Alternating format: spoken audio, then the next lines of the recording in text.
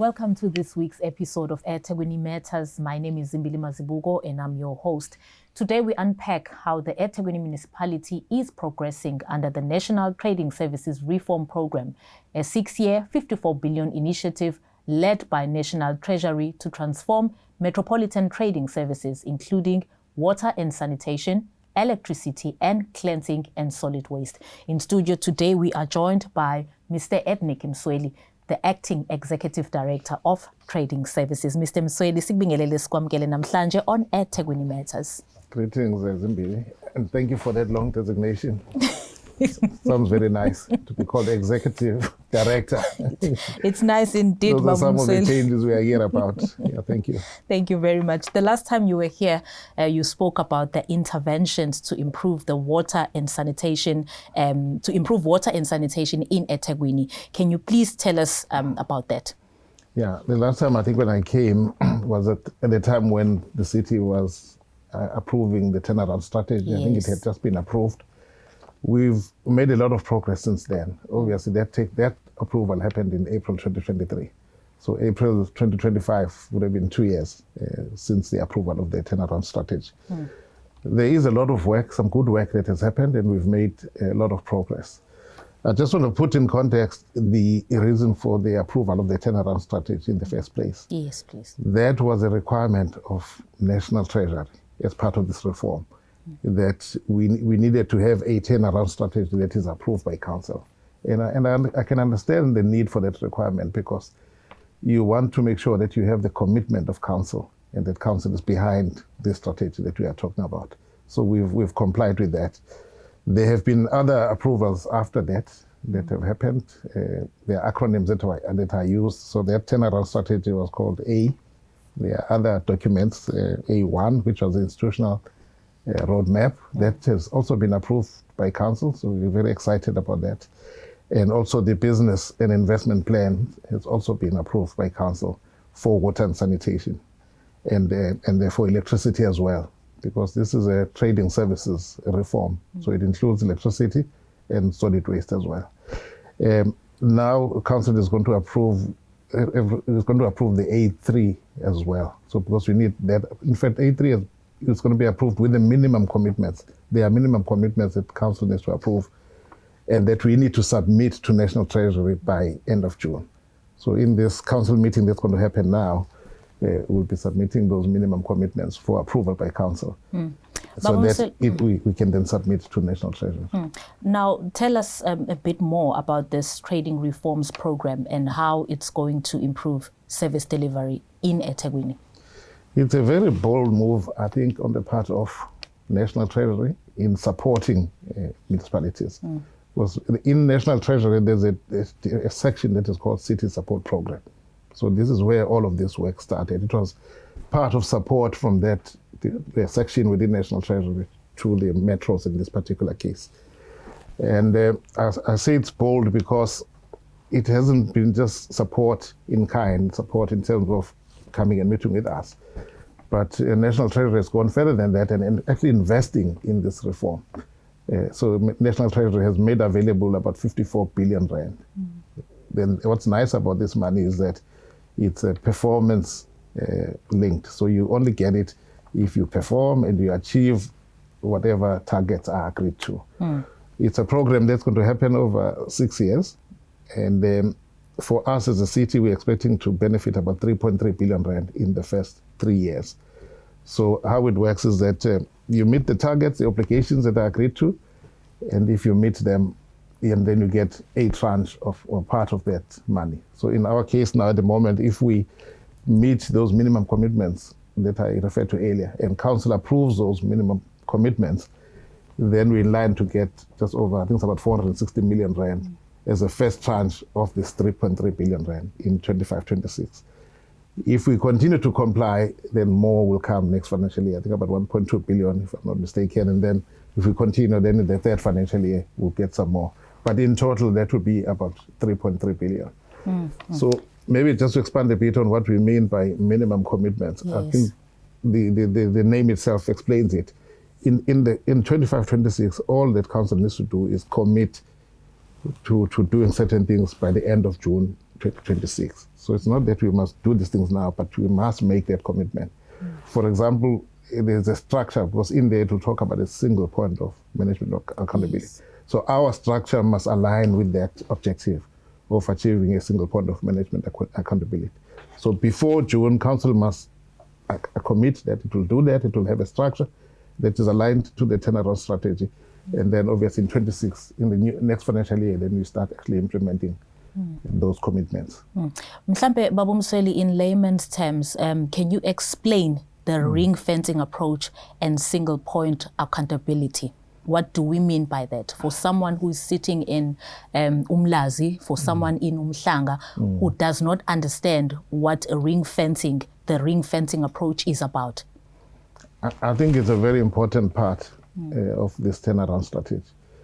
What it seeks to do is give all control to this person who will be in charge of a unit. For example, let's say water and sanitation. Yes. It becomes a business unit as a way of shifting from what we currently have, where you have a unit head and all he's in charge of is maybe just the more technical part of it or the more operational part of the work. But when it comes to finance, for example, there's a finance cluster that deals with that. When it comes to human resources, there's a human capital cluster that deals with that. So single point of management accountability brings all of this under one person so that he can be then held fully accountable for delivery of the services. So if you are now the executive director for water and sanitation, for example, you can't say, I can't deliver services because City Fleet is delaying me. You can't say that anymore because the fleet function will be under you. Everything that you need will be under your control. So that's what it means. Then you are fully accountable. And if you don't deliver, then you are held accountable. Even the job descriptions will have to be amended so that they talk to that. You can no longer have excuses and say, no, I can't do it because so-and-so didn't support me. So it's a very important part of this turnaround strategy. It sounds very interesting indeed, Mr. Msweli. So how will the city restructuring program assist to improve performance of the trading services? Well, the process that is underway now at a corporate level to restructure the city is already aligned to the objectives of the turnaround strategy. So already, we already have those functions under these departments, these new departments that have been formed. One of the choices that had to be made right at the beginning, in line with the turnaround strategy, was which model we were going to use. Because there are many ways we could have done it. One way could have been to have an entity straight away. So it means you have a separate entity that then runs the water and sanitation business. And whatever form or shape that entity takes. It could have been that. It could have been sort of partly council-owned or just have an entity that is completely private. But in the case of the city of EThekwini, a decision was made that at this stage, we're going to have a business unit still. So it's just a shift from what we currently have, where we have water and sanitation as a unit without the control of the support services, to a model where everything is under one person. So then it will become, for now, a business unit, ring-fenced. The finances of the business unit also ring-fenced. The city will have to produce separate financial statements for that entity. So then you can see its performance, how it's performing financially as a separate entity, but still within the municipality. So now, Babu Msweli, since the trading reforms will bring in capital injection, where does water and sanitation intend to use this grant? What is important is the security of supply, because that's what people complain about in the city, that I can't get water out of the tap every time I open a tap. So interventions to address that, I think, are important. Therefore, dealing with non-revenue water becomes super critical. So I think that's one area that we're going to focus on the water side. So there are projects. Some of the projects are already underway. A big one is the Southern Aqueduct. It's 1.2 billion. It's part of it. On the raw water resources side, availability of raw water resources, Umkomazi Dam becomes important. As much as it's being implemented by National Department of Water and Sanitation, we must be aware that the city will be contributing more than 75% of the cost of that dam. So it's really impacts on us, and it's important for the city. On the wastewater side, we also will be injecting quite a lot of money on upgrading our wastewater treatment works. We don't want it to go back to the days of beaches being closed. That's history for us. And if you look at the budget, even the draft budget that is being processed at the moment, it speaks to these objectives. Get our infrastructure to be solid, water and wastewater. Now let's talk about non-revenue water. There are people who do not even understand what non-revenue water is. Can you just please explain that in detail, and how does EWS plan to reduce it? That's very important, because when people hear that your non-revenue water is 58%, which we're not proud of, is currently there at the moment, sometimes people think all of that is water that is leaking. Now, I always say, if you had 58% of the water leaking, I think it would be all over the streets. I mean, you'll see it there. But indeed, so non-revenue water is, if I simplify it, it's water for which the city does not generate revenue. So some of it is the leaks, but part of that non-revenue water as well is water which might not be leaks, but just where we are not generating revenue. So then, to reduce that, an important intervention is metering. We have to make sure we meter as many of our points of delivery as possible. And second, after that, is actually fixing the leaks. So we must be very fast and responsive in attending to the leaks. So it is important, but the non-revenue water figure is inclusive of everything, the leaks and the water that we just don't get revenue for. Msweli, now let's talk about the alternative water sources to supplement the groundwater. How far are we with this project? There's a number of interventions underway. The first one that I can perhaps talk about is the reuse.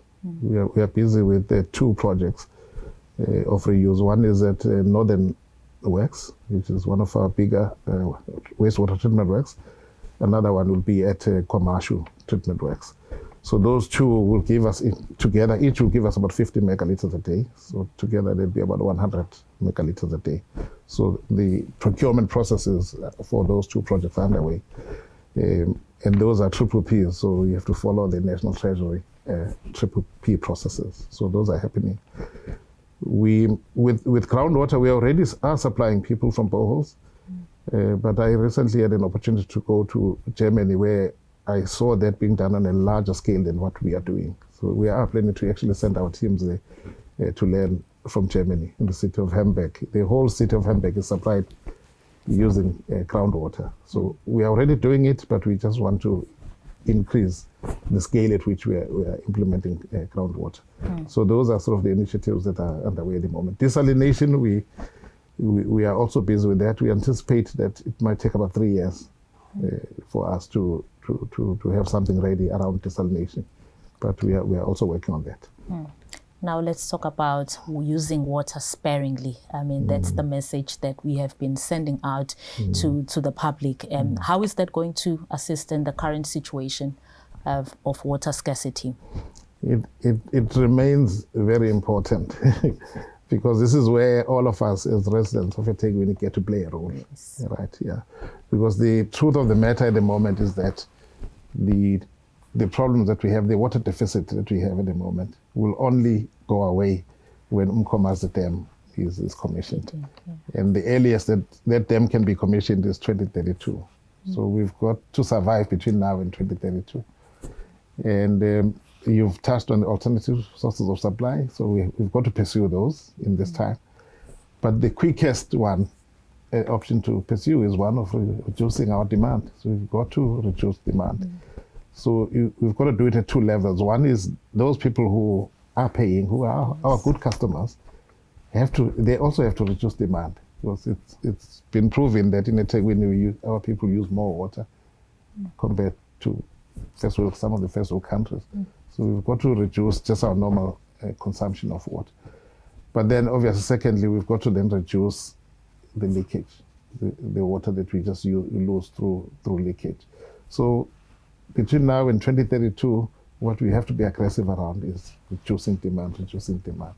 Anything that we can do to reduce demand will assist. Would you like to add anything else? It's still requesting the cooperation and the understanding of our residents. I want to say something, that this is what we are dealing with in terms of the turnaround strategy is not a sprint. In a sprint, things are fixed very quickly. Yeah, this one is I call it a marathon, because you just got to be steady, be at it. But some of the improvements we'll see in a year or two, and the reason for that is because we are dealing with big infrastructure in most cases. To upgrade a wastewater treatment works cannot be done in a year or two, sometimes 3 years. Some of the projects we have contracts for 6 years, because it's the nature of the infrastructure that we are delivering. So it means then the improvement will be gradual over that period. But I'm happy to say that in some areas we already are seeing improvement. We've recently, working with Msweli, Uthukela Water, launched a package plant in KwaXimba. So for the people then of KwaXimba, means their problem is resolved. We have another hotspot. Even the mayor went to Msweli recently. I went with him there. He met with the stakeholders. We've been having water supply issues in that area. We are intervening there through, because it was affecting Clover and the people, and us trying to balance that situation. We are going to supply Clover directly from the Southern Aqueduct. We are hoping that through that, then there will be more water available to the residents. So soon, then the people from that area will see improvement. The Southern Aqueduct is going to improve water supply for Chatsworth, for Umlazi, for Folweni. So those people will see something soon. And Northern Aqueduct, we've commissioned it. Obviously, it's going to help in the north as well. So there are some areas where there will be improvements, but then there are others where you just need more water. It's not a case of infrastructure on our part. You need more water at the source. So some of those then obviously will wait until there's more water available at the dams. Thank you very much, Baba Msweli, for coming through. Thank you so much. That was Mr. Ednick Msweli, the Acting Executive Director of Trading Services in EThekwini Municipality. My name is Zimbili Mazibuko, and for myself and the entire team, it's goodbye. Till next time, don't forget to like, to share, and to subscribe. Thank you.